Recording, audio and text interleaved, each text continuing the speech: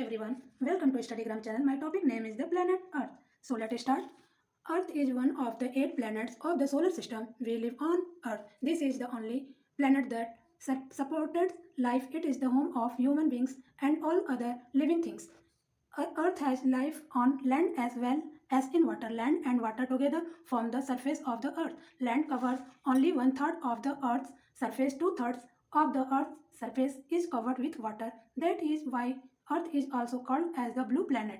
अब the planet earth क्या होता है इसके बारे में हम जानेंगे। तो प्लैनेट अर्थ जो है वो पृथ्वी और सौरमंडल के 8 ग्रहों में से एक होता है और यह हम इसी पृथ्वी पर रहते हैं और यही एकमात्र ग्रह है जो जीवन का समर्थन करता है। यह मनुष्य और अन्य सभी जीवित प्राणियों का घर होता है और पृथ्वी पर जमीन के साथ साथ पानी में भी जीवन होता है।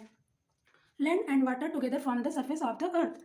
और भूमि और जल मिलकर पृथ्वी की सतह का निर्माण करते हैं और भूमि पृथ्वी की सतह का केवल 1/3 भाग ही कवर करता है और पृथ्वी की सतह पर 2/3 भाग पानी से ढका होता है। इसलिए पृथ्वी को नीला ग्रह भी कहा जाता है, यानी ब्लू प्लैनेट। पृथ्वी को नीला ग्रह भी कहा जाता है। Shape of the earth. When we stand on an open ground the earth looks to be flat, but this is not true.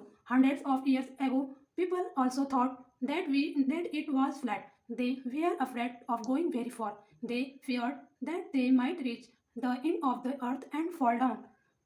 However, in 1519, Ferdinand Magellan, a sailor, started a journey and sailed in the same direction for 3 years continuously. Finally, he reached at the same place from where he had started his journey. Thus, he provided that the earth is round. In 1969, 2 Americans, Neil Armstrong and Edwin Aldrin, reached the moon. They took many photographs of Earth from the moon. Their photographs also show that Earth looked like a ball. Shape of the अर्थ के बारे में कि shape of the अर्थ क्या होता है। मतलब shape of the अर्थ पृथ्वी का एक आकार होता है जब हम खुले मैदान में when we stand on an open ground, मतलब कि जब हम एक खुले मैदान में खड़े होते हैं तो पृथ्वी हमें एकदम से चपटी दिखाई देती है। लेकिन यह सच नहीं है। सैकड़ों वर्ष पहले लोग यह भी सोचते थे कि यह चपटी है। सैकड़ों वर्ष पहले लोग यही सोचते थे कि यह चपटी है। सैकड़ों वर्ष पहले यही सोचते थे कि और वे बहुत दूर तक जाने से डरते थे। उन्हें डर था कि वे पृथ्वी के अंत तक पहुंच सकते हैं और नीचे गिर भी सकते हैं। हालांकि 1519 में फर्डिनेंड ऑर्गलन, जो कि एक नाविक था, और उन्होंने दोनों लोगों ने एक साथ एक यात्रा शुरू की और लगातार 3 वर्षों तक एक ही डायरेक्शन में, एक ही दिशा में वे चलते रहे। आखिरकार वह उसी स्थान पर पहुंच गए जहां से उसने अपनी यात्रा शुरू की और इसी प्रकार उन्होंने यह सिद्ध करके दिखा दिया कि पृथ्वी गोल है। In 1969, 2 Americans, Neil Armstrong and Edwin Aldrin, और इन दोनों ने चंद्रमा पहुंचकर उन्होंने चंद्रमा से पृथ्वी की कई तस्वीरें ली।